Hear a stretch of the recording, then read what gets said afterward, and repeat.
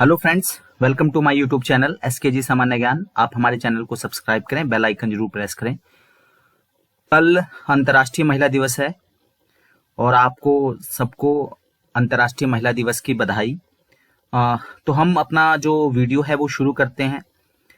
बेटी है अनमोल योजना, तो क्या इसमें कुछ बदलाव हुआ है तो देखते हैं। क्योंकि कल जो है 6 मार्च 2021 को जो है वो 2021-22 का हिमाचल सरकार ने जो है वो बजट जो है वो प्रस्तुत किया। पंजाब में 8 मार्च को जो है अंतर्राष्ट्रीय महिला दिवस के अवसर पर जो है वो पंजाब सरकार अपना आखिरी बजट प्रस्तुत करने वाली है। तो देखते हैं कि क्या बजट में बेटी है अनमोल योजना में कुछ बदलाव हुआ है, तो उसको देखते हैं। महिला और बाल विकास विभाग और कमजोर वर्गों के कल्याण के लिए जो स्कीम है, देखिए आप यहाँ पे देख सकते हैं कि वर्तमान में जो बीपीएल परिवार की 2 लड़कियों को 12,000 की जो एफडी मिलती थी, ठीक है, और साथ ही साथ उनको छात्रवृत्ति मिलती थी, स्कॉलरशिप मिलती थी। जैसे 450 रुपए से शुरू होकर वो ग्रेजुएशन तक जो है उनको 5,000 रुपए तक जो है हर साल क्लास पास करने पे जो है वो छात्रवृत्ति स्कॉलरशिप जो है वो प्रदान की जाती थी। तो अब क्या किया गया है कि ये जो 12,000 की एफडी है और ये जो छात्रवृत्ति है, इसका युक्तिकरण कर दिया गया है, यानी दोनों को जोड़ दिया गया है। यानी कि अब जो भी बजट में घोषणा की गई है, 1 अप्रैल के बाद से जो भी बेटियां पैदा होंगी, अब उनको छात्रवृत्ति, इसका तो मतलब यही है कि अब जो छात्रवृत्ति है, जो पहले की चाहे बीएसवाई है चाहे बेटी अनमोल जो 2010 से लागू है, वहां पर तो छात्रवृत्ति कंटिन्यू रहेगी। लेकिन अब जो बेटियां पैदा होंगी बीपीएल परिवार में, पहली 2 लड़कियों के लिए जो ये 12,000 की एफडी है, अब इसका युक्तिकरण कर दिया गया है। अब इसमें जैसे आप पढ़ सकते हैं इसको कि वर्तमान में गरीबी रेखा के नीचे रहने वाले परिवारों को 2 लड़कियों तक 12,000 रुपए की जो पोस्ट बर्थ ग्रांट दी जा रही थी, इन्हें छात्रवृत्ति भी दी जा रही थी। तो युक्तिकरण के सिद्धांत के आधार पर इन दोनों सहायताओं को एकीकृत करके, यानी कि दोनों जो अलग अलग थी, पहले ये बर्थ जन्म पे 12,000 की एफडी और कैश के रूप में उनको फिर स्कॉलरशिप मिलती थी अप टू ग्रेजुएशन, तो अब इन दोनों को जोड़ दिया गया है। युक्तिकरण के सिद्धांत के आधार पर इन दोनों सहायताओं को एकीकृत कर दिया गया है। यानी कि अब जो है वो इसमें कहीं पे स्कॉलरशिप जो है, अब जो मतलब जब से ये बजट लागू होगा 1 अप्रैल के बाद से, तो अब जो है वो अब से पैदा होने वाली बेटियों के ऊपर जो है वो छात्रवृत्ति लागू नहीं होगी। पहले वाली जो पैदा हो चुकी हैं, जो पुरानी योजनाएं हैं, चाहे बीएसवाई है चाहे बेटी, तो उस पर छात्रवृत्ति चलती रहेगी। तो अब युक्तिकरण करके, एकीकृत करके जो है अब 21,000 रुपया जो है वो पोस्ट बर्थ ग्रांट जो है वो फिक्स डिपॉजिट के तौर पे जो है वो बेटी के जन्म पर ही दे दी जाएगी, ठीक है। और यह लड़कियों को स्वावलंबी बनाने में सहायता करेगा। यानी कि इससे एक चीज पता लगती है कि 12,000 की जगह जो बेटी अनमोल योजना में अब जो है वो 21,000 रुपया मिलेगा, लेकिन स्कॉलरशिप जो है अब नहीं दी जाएगी। यानी एक ही बार उनको उनके खाते में 21,000 रुपया जो है वो जमा करवा दिया जाएगा, ठीक है। अब के बाद जो भी बेटियां पैदा होंगी, इस जो सेंटेंस है उससे ये पता लगता है।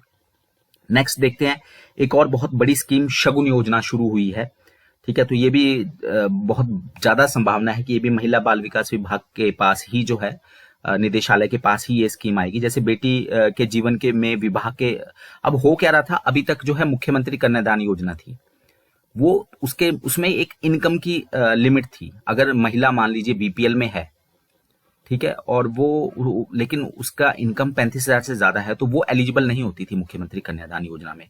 अब क्या है कि यहां पर पहले हम इसको योजना को देख लेते हैं, शगुन योजना क्या है। तो बेटियों के जीवन में विवाह एक महत्वपूर्ण परिवर्तन लेकर आता है। समाज की परंपरा व्यवस्था के अनुरूप वे अपना घर छोड़कर अपने पति के घर परिवार को अपनाती है। ये सारी चीजें जो है वो बताई गई हैं। यह आवश्यक है कि बेटियां स्वयं को कमजोर ना समझे और उनके अभिभावक, परिवार के सदस्य और समाज उनके प्रति सम्मान के दृष्टिकोण अपनाए। तो 2021-22 के बजट में शगुन योजना जो है वो बनाई गई है।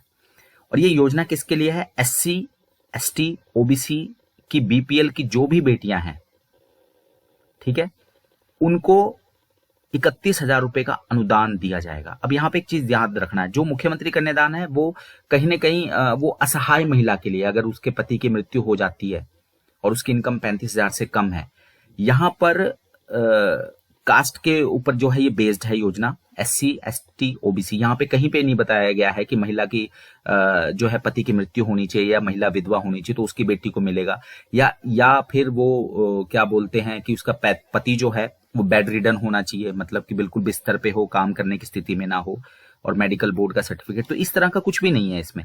शगुन योजना प्योरली SC ST OBC की BPL की बेटियों की शादी के लिए है, और इसमें 31,000 रुपया जो है वो अनुदान दिया जाएगा। तो एक नई योजना है, बिल्कुल नई योजना है। मुख्यमंत्री कन्यादान योजना बिल्कुल अलग है। एक तरह से आप ये मान के चलिए कि असहाय विधवा महिलाएं, असहाय या जिसका पति बिल्कुल ही लाचार है, अगर उसकी इनकम 35,000 से कम है तो ये उसके लिए है। वहां पे कास्ट का कोई लेना देना नहीं था। ये योजना SC ST और OBC की BPL के परिवार की बेटियों की शादी के लिए 31,000 रुपया दिया जाएगा इसमें। तो ये संख्या बढ़ सकती है। BPL है, कास्ट का सिस्टम है, इसमें कहीं पे कोई भी डेथ सर्टिफिकेट नहीं चाहिए, कहीं और चीजें नहीं है। तो ये काफी हद तक मुख्यमंत्री कन्यादान से ज्यादा इसमें जो है वो कवरेज आएगी, क्योंकि BPL का जो दायरा है वो बहुत बड़ा है। और फिर SC ST और OBC ये जो है वो कवर किया जाए तो आप जानते हैं हिमाचल में 25% SC और लगभग 18% जो है वो आपकी जनसंख्या जो है वो OBC की है, और लगभग 4 से 5-1% जो है।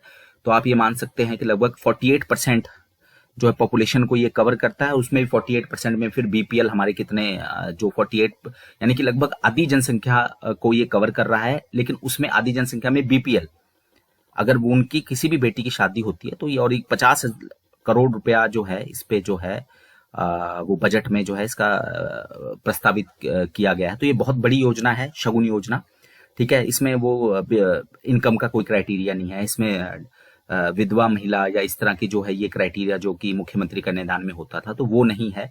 तो ये दो योजनाएं बहुत बड़ी है, बेटी है अनमोल और शगुन योजना। इसके अलावा एक चीज है, वैसे तो पेंशन की सुविधा के बारे में बताया गया है कि जो है वो बढ़ रही है। एक बहुत इंपॉर्टेंट चीज और हुई है यहाँ पे, तो जो है संख्या बताई गई है कि बढ़ रही है।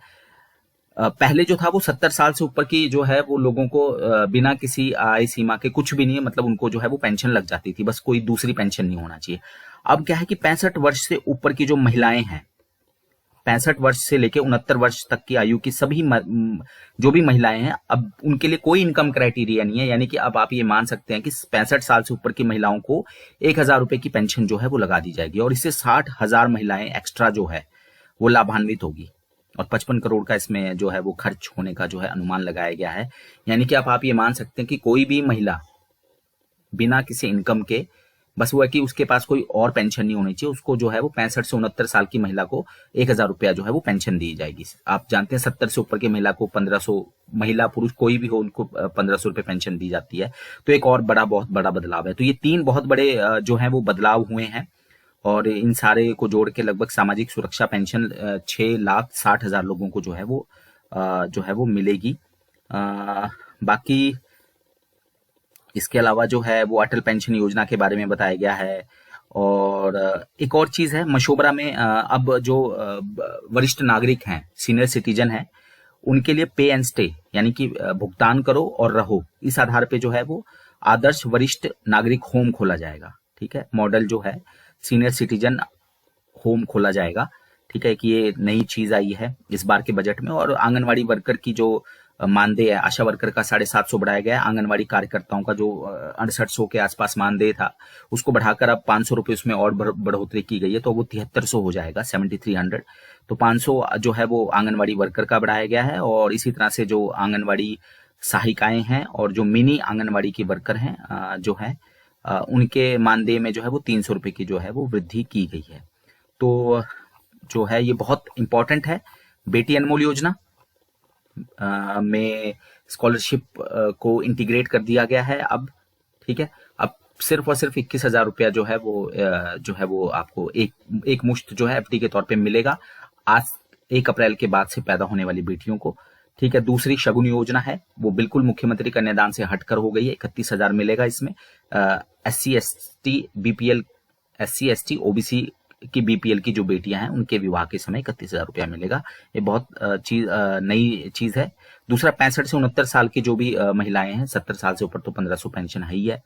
तो 65 साल से ऊपर की महिलाओं को, जो बुजुर्ग महिलाएं हैं, उनको भी जो है वो अब पेंशन लगेगी बिना किसी आय सीमा के। 1,000 रुपया उसमें जो है वो प्रस्तावित कर दिया गया है। इसके अलावा जो है आपका डे केयर की भी बात की गई है। ठीक है, प्रदेश की जो कामकाजी महिलाएं हैं उनके बच्चों के लिए डे केयर की सुविधा जो है वो जितने भी डिस्ट्रिक्ट हेडक्वार्टर है वहां पे क्रैच की सुविधा जो है वो आंगनवाड़ी कार्यकर्ता और जो भी जन भागीदारी से क्रैच खोला जाएगा डिस्ट्रिक्ट हेडक्वार्टर पे। ये भी एक इंपॉर्टेंट पॉइंट है। और पे और स्टे के आधार पर मशोबरा में जो है आदर्श वरिष्ठ नागरिक होम खोला जाएगा और वर्कर्स की पे और मिनी आंगनवाड़ी और हेल्पर की पे जो है उसमें बढ़ोतरी की गई है। 500 रुपये वर्कर और बाकी जो है मिनी आंगनवाड़ी वर्कर और हेल्पर में की जो तनख्वाह है वो 300 रुपये बढ़ाई गई है। तो धन्यवाद, थैंक यू। और सभी को दोबारा से अंतर्राष्ट्रीय महिला दिवस की शुभकामनाएं। धन्यवाद, थैंक यू।